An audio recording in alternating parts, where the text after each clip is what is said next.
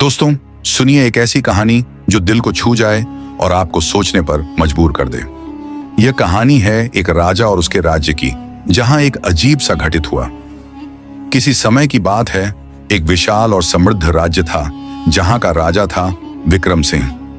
राजा विक्रम का नाम दूर दूर तक फैल चुका था।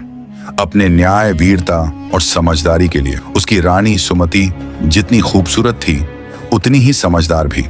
महल में हर तरफ खुशियां छाई रहती। लेकिन दोस्तों, कभी कभी जिंदगी में ऐसी घटनाएं घट जाती हैं जिनकी कल्पना भी नहीं की जा सकती। एक दिन दरबार में राजगुरु आए और उन्होंने राजा से कहा, महाराज, एक अजीब घटना होने वाली है। यह घटना आपके राज्य की दिशा बदल सकती है और आपको इसके लिए तैयार रहना होगा। राजा विक्रम ने यह भविष्यवाणी सुनी, लेकिन वो ज्यादा घबराए नहीं। वह समझते थे कि राजगुरु कभी कभी भविष्य के संकेत देते हैं। फिर क्या हुआ दोस्तों? रानी सुमति गर्भवती हो गई। महल में खुशियां छा गईं और सबका ध्यान उस दिन पर था जब रानी बच्चे को जन्म देने वाली थी।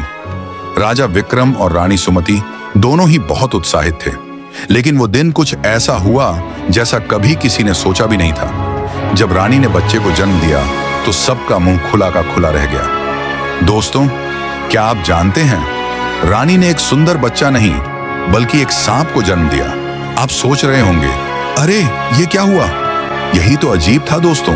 महल में कोहराम मच गया। दाइयां, चिकित्सक और सभी दरबारी दौड़े दौड़े राजगुरु के पास गए।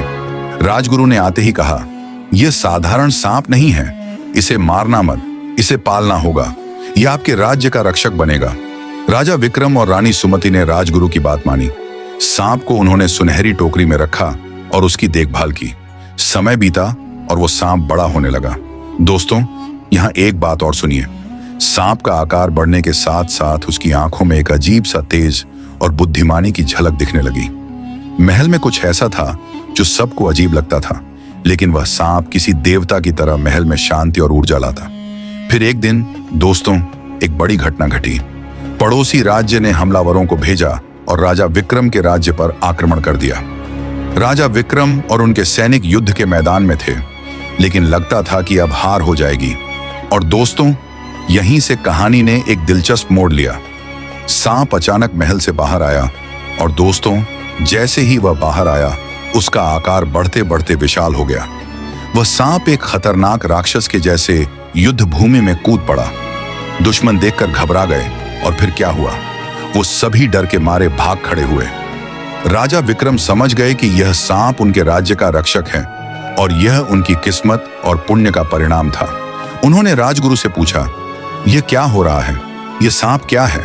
राजगुरु ने बताया, महाराज, यह सांप नागलोक से आया देवता है। यह आपके राज्य की समृद्धि और सुरक्षा के लिए आया है। अब दोस्तों, राजा विक्रम ने यह समझा कि यह सांप कोई साधारण जीव नहीं बल्कि एक आशीर्वाद है। महल में बड़े धूमधाम से एक उत्सव मनाया गया और राजा विक्रम ने सबको बताया, यह सांप हमारे राज्य का रक्षक और भगवान का आशीर्वाद है। हम हमेशा इसका सम्मान करेंगे। दोस्तों, अगर आपको यह कहानी पसंद आई हो तो हमारे चैनल को सब्सक्राइब जरूर करें और हमारे परिवार का हिस्सा बने।